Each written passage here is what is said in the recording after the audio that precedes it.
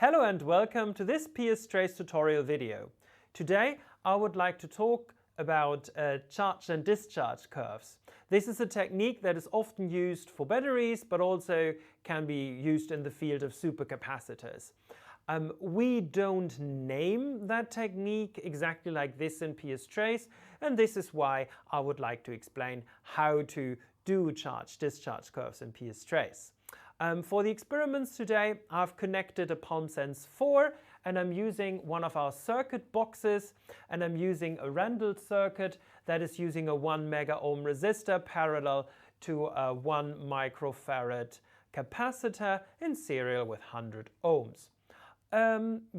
So now that we have clarified what is connected to our setup, I would like immediately to go into PSTrace to show you how to do this. So to do a simple charge-discharge curve, you can start with choosing the technique MultiStep Potentiometry, which means you're applying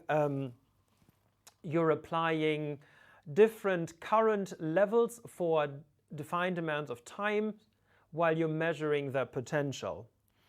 Okay, so first, since you're anyway will be setting your current range for the current you apply, it's not really important which current ranges you select up here. It's maybe more important which potential ranges you apply here. However, I think usually it's fine if you just keep all of them checked and leave the potentiostat doing the auto ranging for you. Okay, so this is just basically the sensitivity of your voltage and in which order of magnitude your voltage you're expecting. Okay, we're skipping pre-treatment settings as we most of the times can do, except you want to apply a potential before you do the measuring without recording it. Okay, so now the multi-step potentiometry settings. So you need to select the current range for the current that you want to apply. And then you select the interval time, so how often do you want to record a point in your curve. Then you can select levels and cycles. What does that mean? Well, levels mean how many different currents do you want to apply, and cycles, how often do you want to repeat all these levels. So I've just set the levels to 2 because I want to charge and discharge. So I just need a current to charge and a current to discharge. Then I have chosen as cycles 3 just to show you how cycles work. Okay, so now I have chosen to apply a current of -1 times the current range. My current range is 1 microampere, so I would apply -1 microampere.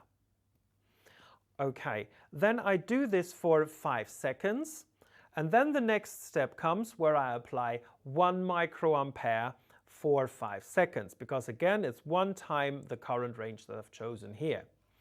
When we've made these settings, we can already start our measurement. And you see, as expected, we're charging the capacitor, we're keeping the corresponding current for 5 seconds, and then we go to the next step. So you see, first we apply the negative current, then the positive current, and then the cycle starts again. So we're applying again the negative current, then the positive current, and we're going to do that one last time. However, this is not always how you perform a charge-discharge curve, especially for battery measurements, because there it's often very important that you want to stop when you reach a certain potential. And that is possible in PSTrace as well. This is just hidden beneath the little advanced option buttons. Here you can choose either, for example, limits to abort the complete measurement, to just like stop immediately. This is often used for safety features, let's say. Or you can use limits for every step.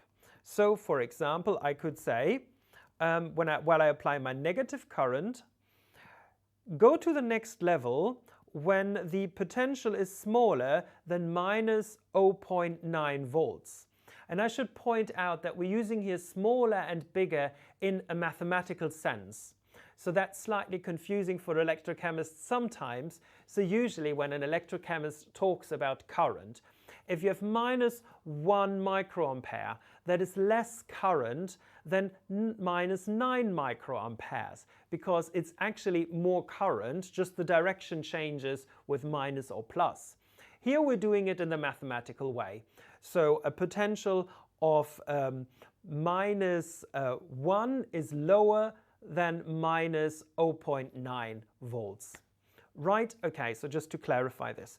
So here I've chosen as a limit now minus 0.9 volts, and here I've chosen as a limit that the next level appears when the potential is higher than 0.9 volts. Okay, yes, and now I will start this measurement. And what we will see now is that when we reach the 0.9 on either side is that the next step already starts. So you see we don't have the complete 10 seconds elapsing. Keep in mind that for these two criteria, the one that is first met is the one that defines when the next level is coming. So when you don't reach the minus 0.9 volts within the 5 seconds that we've set, then it will just stop after 5 seconds. So in case that you don't know how long you will need, rather put a longer time. Right, this is the simplest way of doing charge and discharge curves. You can do more complex ones if you choose the mixed mode. And it's called mixed mode because you can switch between galvanostatic and potentiostatic techniques. So you can, for example, start you can start by adding a stage, and you apply a constant current. Again, we can choose here, for example, to apply 1 microampere. We would run it for 10 seconds. Again, behind these buttons, we have hidden the limits.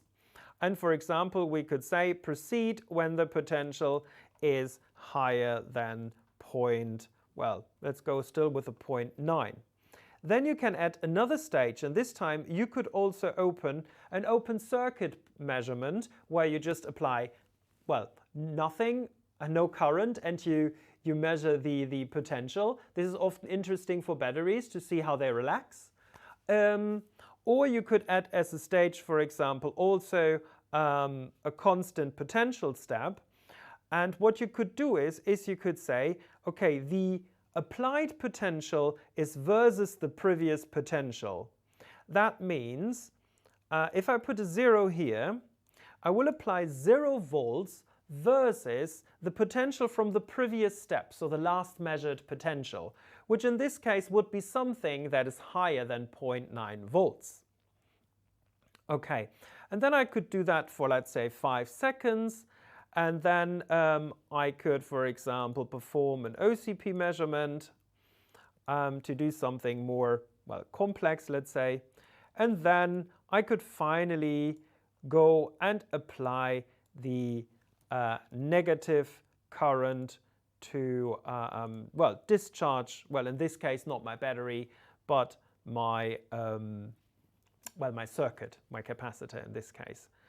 Okay, so let's see if that works as expected. So one thing you will notice is you will get two curves because you do have two different techniques, right? So we do have here a potential curve, potential versus time, and a current versus time curve.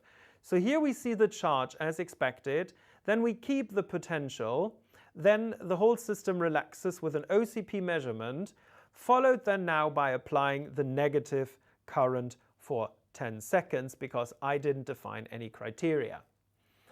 And with a basic understanding how we do in PSTrace these kind of processes and how we use the limits, and now that you've seen the mixed mode, you hopefully understand that you have a lot of possibilities to perform exactly the charge-discharge curves that you want to perform. So you can have charging, then relaxing, or keeping a constant potential and then discharging, have limits for stopping the measurement, etc.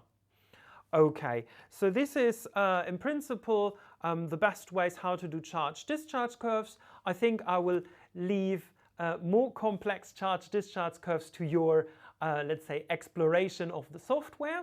And I hope that you learned something. And if you like these kind of PSTrace tutorials, just go to our YouTube channel. We have a lot of videos there. And yeah, feel free to subscribe so you don't miss any future videos. Follow us on LinkedIn so you don't miss any of the news that we post there. So, thanks for watching and have a great day.